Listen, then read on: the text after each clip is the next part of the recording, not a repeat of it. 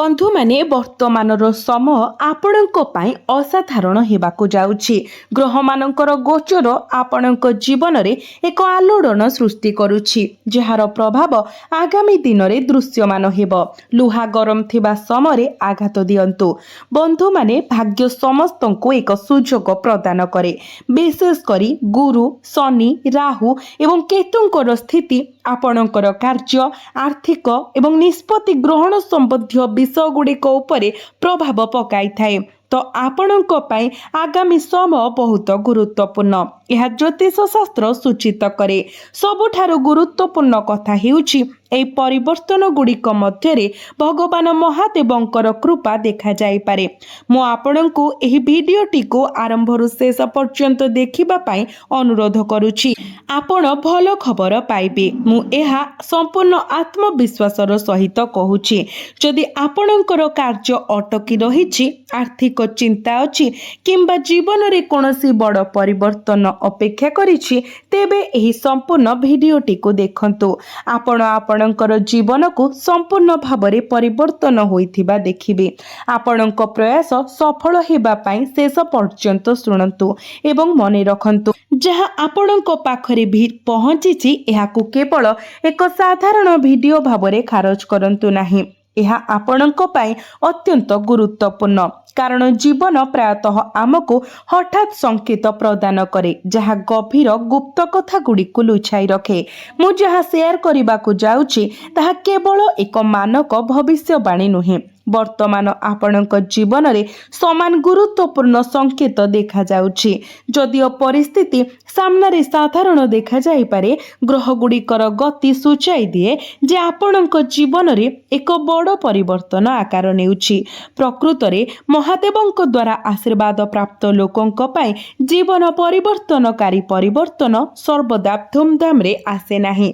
केतेक समय एक अवरोधित पथ हठात खोली जाए, किंबा वर्ष वर्ष धरी अटकी रहिथिबा एक कार्य शेष रे आगको बढ़ी जाए। आर्थिक लाभ पाई एक अप्रत्याशित सुजोग आसी पारे, किंबा केही जणे आपणक जीवन रे प्रवेश करि पारंती, जी आपणक गतिपथ को संपूर्ण परिवर्तन करि दिए। ध्यान देई सुनंतु। अंधार परे आलोक आसे। ज्योतिष शास्त्र रे जड़े व्यक्ति जीवन रे संघर्षर एक दीर्घ समय को केवल दुर्भाग्य भाव रे लेबल करा जाय नाही।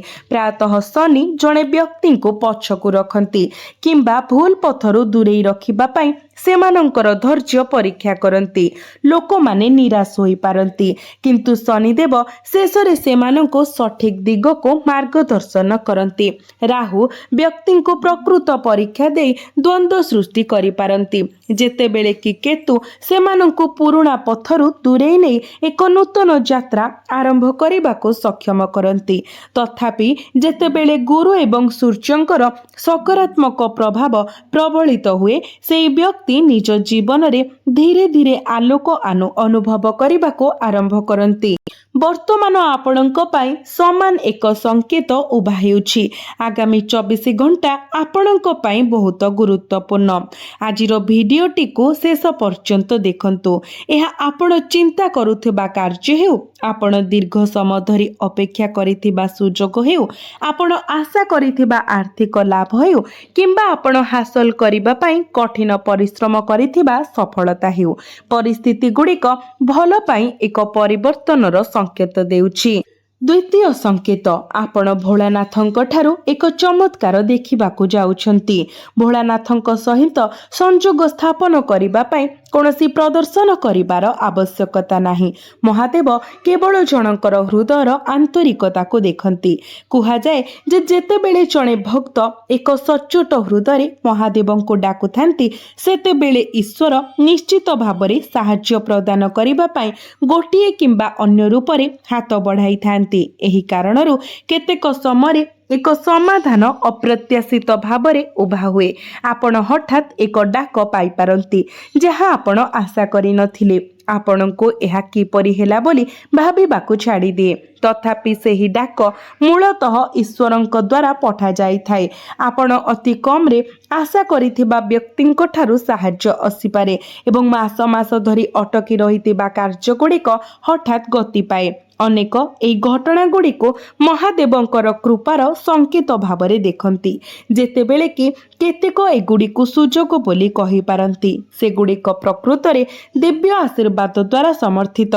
ଯଦି ଗତ କିଛି ଦିନ ଧରି ଆପଣଙ୍କ ମନରେ ମହାଦେବ, ଶିବଲିଙ୍ଗ, ମନ୍ଦିର କିମ୍ବା ଭଗବାନ ଶିବଙ୍କ ସହ ଜଡ଼ିତ କୌଣସି ଜିନିଷର ଚିନ୍ତା ବାରମ୍ବାର ଆସେ କିମ୍ବା ଆପଣ ସ୍ୱପ୍ନରେ ଦେଖନ୍ତି, ତେବେ ଏହାକୁ ଏକ ସକାରାତ୍ମକ ଆଧ୍ୟାତ୍ମିକ ସଂକେତ ଭାବରେ ବିବେଚନା କରନ୍ତୁ। ଏହା ଈଶ୍ୱରଙ୍କ କୃପାର ପ୍ରକାଶନ ଏବଂ ଶାନ୍ତିରେ ରୁହନ୍ତୁ। ଏବେ ଆସନ୍ତୁ ତୃତୀୟ ଏବଂ ସବୁଠାରୁ ଗୁରୁତ୍ୱପୂର୍ଣ୍ଣ ସଂକେତ ବିଷୟରେ ଆଲୋଚନା କରିବା, ଯାହା ଉପରେ ଆପଣଙ୍କୁ ଧ୍ୟାନ ଦେବାକୁ ପଡ଼ିବ, ଯାହା ଧନ ସମ୍ବନ୍ଧୀୟ ଏକ ପ୍ରମୁଖ ପରିବର୍ତ୍ତନ ସହିତ ଜଡ଼ିତ। ଆମେ ପ୍ରାୟ ସମସ୍ତେ ଅପେକ୍ଷା କରିଥିବା କିଛି ବିଷୟରେ କଥା ହେଉଛୁ। ଆର୍ଥିକ ସ୍ଥିରତା ଏବଂ ସମୃଦ୍ଧି। ଜ୍ୟୋତିଷ ଦୃଷ୍ଟିକୋଣରୁ ଗୁରୁ, ଶୁକ୍ର, ବୁଧ ଏବଂ ଶନି ଆପଣଙ୍କ ପାଇଁ ଅତ୍ୟନ୍ତ ଗୁରୁତ୍ୱପୂର୍ଣ୍ଣ ଲାଭ ଆଣିବାକୁ ଯାଉଛନ୍ତି। ଯେତେବେଳେ ଗୁରୁଙ୍କର ଶକ୍ତି ସକାରାତ୍ମକ ହୋଇଥାଏ, ଏହା ଜ୍ଞାନ, ସୁଯୋଗ ଏବଂ ବିସ୍ତାର ପାଇଁ ପଥ ଖୋଲିପାରେ। ଶୁକ୍ର ଆରାମ ଏବଂ ଭୌତିକ ସମ୍ବଳ ସହ ଜଡ଼ିତ, ଯେତେବେଳେ କି ବୁଧ ବ୍ୟବସାୟ, ଯୋଗାଯୋଗ, ଗଣନା ଏବଂ ନୂତନ ସୁଯୋଗକୁ ନିୟନ୍ତ୍ରଣ କରନ୍ତି। ତେଣୁ ନିକଟ ଭବିଷ୍ୟତରେ ଆପଣଙ୍କ ପାଖକୁ ଏକ ନୂତନ ଆର୍ଥିକ ସୁଯୋଗ ଆସିପାରେ। ଏହାର ଏକ ଦୃଢ଼ ସମ୍ଭାବନା ଅଛି। ଏହା ଜରୁରୀ ନୁହେଁ ଯେ ଧନ କେବଳ ହଠାତ୍ ଏକ ଅଘଟଣ ଭାବରେ ଆସିବ। ଆର୍ଥିକ ପ୍ରାଚୁର୍ଯ୍ୟ, ନୂତନ ଉଦ୍ୟମ, ପୁରୁଣା ଦେୟ ପୁନରୁଦ୍ଧାର, ବ୍ୟବସାୟିକ କାରବାର, ନିଯୁକ୍ତି, ଗ୍ରାହକ, କମିଶନ କିମ୍ବା ଅଟକି ରହିଥିବା ସୁଯୋଗର ପୁନରୁଦ୍ଧାର ମାଧ୍ୟମରେ ପ୍ରକାଶିତ ହୋଇପାରେ। ପ୍ରକୃତରେ ଯେଉଁମାନେ ବର୍ତ୍ତମାନ କଠିନ ପରିଶ୍ରମ କରୁଛନ୍ତି, ସେମାନେ ସେମାନଙ୍କର ପ୍ରୟାସକୁ ଶିଥିଳ କରିବା ଉଚିତ ନୁହେଁ, କାରଣ ସୁଯୋଗ ଆସିଲେ ତାହା ଚିହ୍ନିବା ଆପଣଙ୍କର ଦାୟିତ୍ୱ। ଆଗାମୀ ସମୟ ଆପଣଙ୍କ ପାଇଁ ମହାନ ପ୍ରତିଶ୍ରୁତି ପ୍ରଦାନ କରୁଛି। ଚତୁର୍ଥ ଏବଂ ସବୁଠାରୁ ଗୁରୁତ୍ୱପୂର୍ଣ୍ଣ ସଂକେତ ହେଉଛି ଯେ ଆପଣଙ୍କ ପରିସ୍ଥିତି ବିଜୁଳି ବେଗରେ ପରିବର୍ତ୍ତନ ହେବ ଏବଂ ଆପଣ ଦେଖିବେ ଯେ ଆପଣଙ୍କର ଭାଗ୍ୟ ସିଂହ ପରି ଗର୍ଜନ କରିବ ଏବଂ ଆପଣ ରାଜା ପରି ଜୀବନଯାପନ କରିବେ। ଗତକାଲି ଅସମ୍ଭବ ମନେ ହେଉଥିବା କିଛି ପାଇଁ ହଠାତ୍ ଏକ ପଥ ଖୋଲିପାରେ। ଲୁହା ଗରମ ଅଛି, ଆପଣଙ୍କୁ ଆକ୍ରମଣ କରିବାକୁ ପଡ଼ିବ। ଗତକାଲି ପର୍ଯ୍ୟନ୍ତ ଆପଣଙ୍କୁ ଅଣଦେଖା କରିଥିବା କେହି ଜଣେ ହଠାତ୍ ଆପଣଙ୍କ ଆବଶ୍ୟକ କରିପାରନ୍ତି।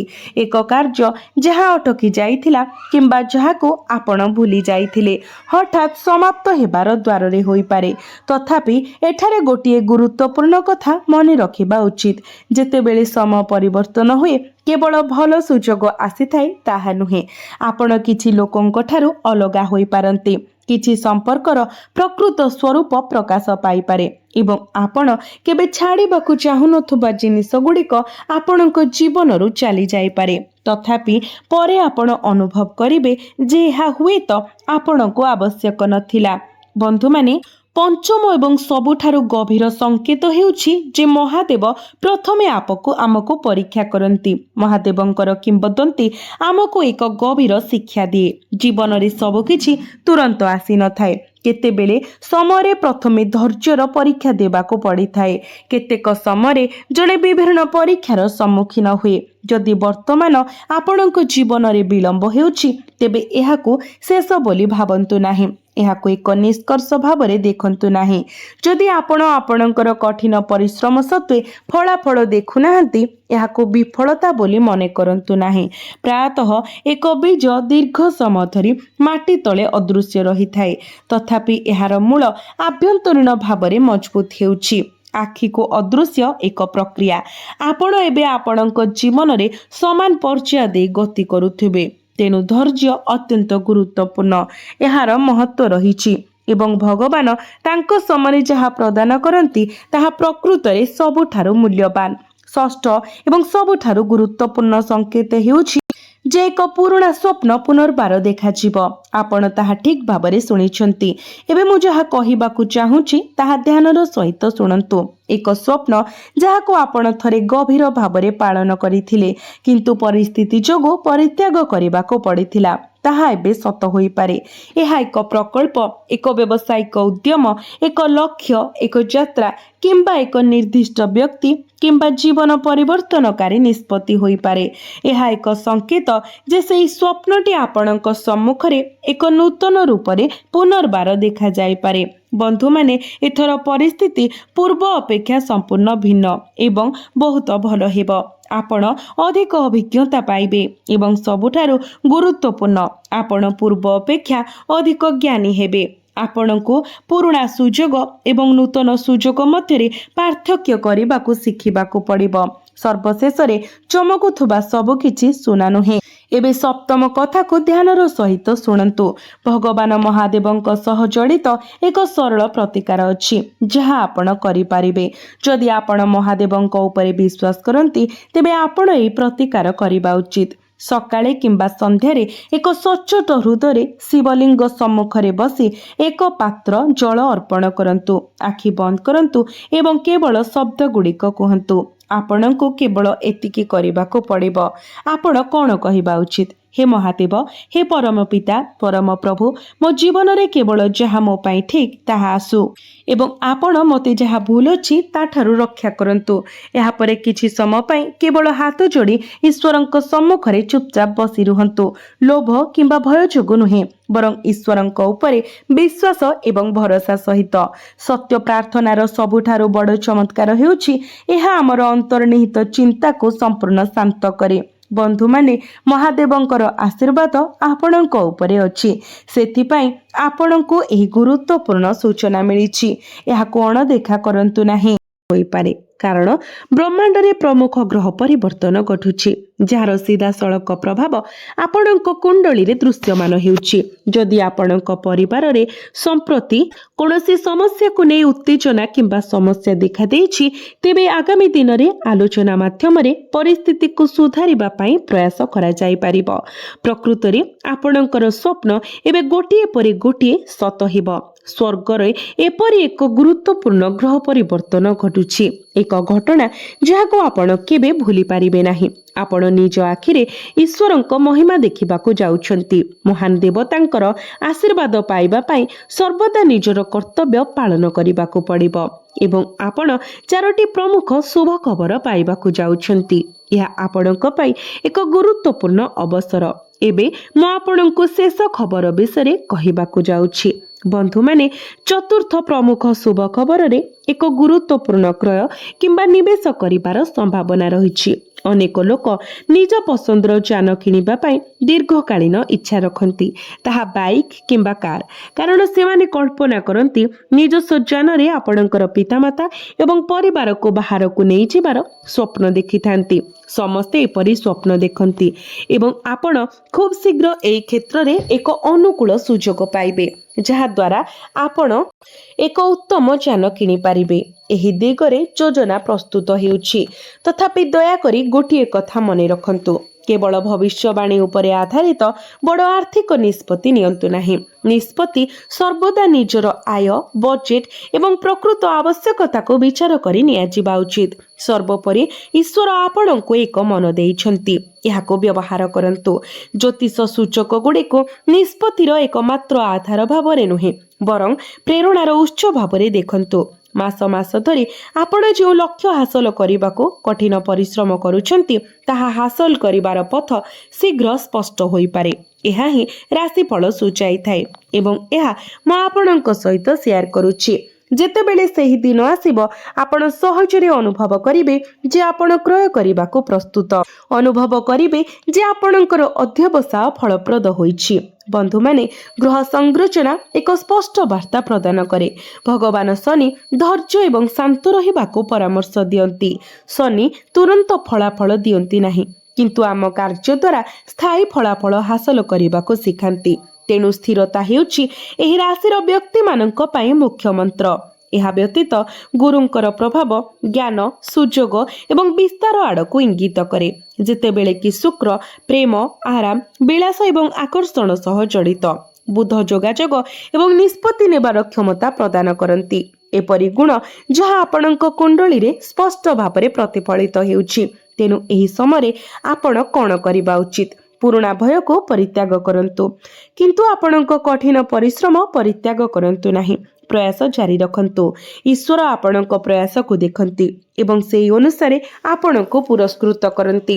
ଆପଣ ସର୍ବଦା ନିଜର ଈଶ୍ୱରଙ୍କ ପ୍ରତି ଅଟଳ ବିଶ୍ୱାସ ବଜାୟ ରଖନ୍ତୁ। ଦେଖିବେ ଆପଣଙ୍କ ରାସ୍ତାରୁ ବାଧା ଗୁଡ଼ିକ ଦୂର ହୋଇଯିବ। ଆପଣ ପ୍ରଭୁ ମହାଦେବଙ୍କର ଆଶୀର୍ବାଦ ମଧ୍ୟ ପାଇବେ, କାରଣ ତାଙ୍କଠାରୁ ବଡ଼ ଆଶ୍ରୟସ୍ଥଳ ଆଉ କିଛି ନାହିଁ। କେତେକ ସମୟରେ ଜୀବନ ଏପରି ପରିସ୍ଥିତି ଉପସ୍ଥାପନ କରେ ଯେଉଁଠାରେ ଜଣେ ବ୍ୟକ୍ତି ନିଜର ଅସୁବିଧା କାହା ସହିତ ବାଣ୍ଟି ପାରନ୍ତି ନାହିଁ। ଯଦି କେହି କହିବାକୁ ଚେଷ୍ଟା କରନ୍ତି, ଲୋକମାନେ ସେମାନଙ୍କୁ ଉପହାସ କରିଥାନ୍ତି। ସେମାନେ ନିଜର ଯନ୍ତ୍ରଣା ଦେଖିପାରନ୍ତି, କିନ୍ତୁ ଆପଣଙ୍କର ଯନ୍ତ୍ରଣା ଦେଖି ମଧ୍ୟ କୌଣସି ସାହାଯ୍ୟ ପ୍ରଦାନ କରନ୍ତି ନାହିଁ। ଆପଣଙ୍କୁ ଏକାକୀ କାନ୍ଦିବାକୁ ଛାଡ଼ି ଦିଅନ୍ତି। ଆପଣ ଭିତରେ ଭାଙ୍ଗି ପଡ଼ିଥିବା ସମୟରେ ସାଧାରଣରେ ହସି ପାରନ୍ତି। ଯଦି ଆପଣ ଏପରି ସମୟର ସମ୍ମୁଖୀନ ହୋଇଛନ୍ତି, ତେବେ ମନେ ରଖନ୍ତୁ ଯେ ମହାଦେବ ନୀରବ ରହିପାରନ୍ତି, କିନ୍ତୁ ସେ କେବେ ବି ଭକ୍ତଙ୍କର ଡାକକୁ ଅଣଦେଖା କରନ୍ତି ନାହିଁ। କେତେକ ସମୟରେ ଆପଣଙ୍କ ଜୀବନ ଛାଡ଼ି ଯାଉଥିବା ବ୍ୟକ୍ତି କିମ୍ବା ସୁଯୋଗ ହରାଇବା ପ୍ରକୃତରେ ମହାଦେବଙ୍କର ଆଶୀର୍ବାଦ କିମ୍ବା ସୁରକ୍ଷାର ଏକ ପ୍ରକାର। କିଛି ଜିନିଷ ବିଳମ୍ବ ହୁଏ କାରଣ ଈଶ୍ୱର ସେଗୁଡ଼ିକୁ ସଠିକ୍ ମୁହୂର୍ତ୍ତରେ ପ୍ରଦାନ କରିବାକୁ ଚାହାନ୍ତି, ଶୀଘ୍ର ସାହାଯ୍ୟ କରିବା ନାହିଁ। ଯେତେବେଳେ ଠିକ୍ ସମୟ ଆସିବ, ସେତେବେଳେ ଈଶ୍ୱର ଆପଣଙ୍କୁ ସମୃଦ୍ଧ କରିବେ, କେବଳ ଆପଣଙ୍କ ପାଇଁ ଯାହା ସର୍ବୋତ୍ତମ, ଏବଂ ଯେତେବେଳେ ଏହା ଆପଣଙ୍କ ପାଇଁ ସର୍ବୋତ୍ତମ ହେବ ତାହା ପ୍ରଦାନ କରିବେ।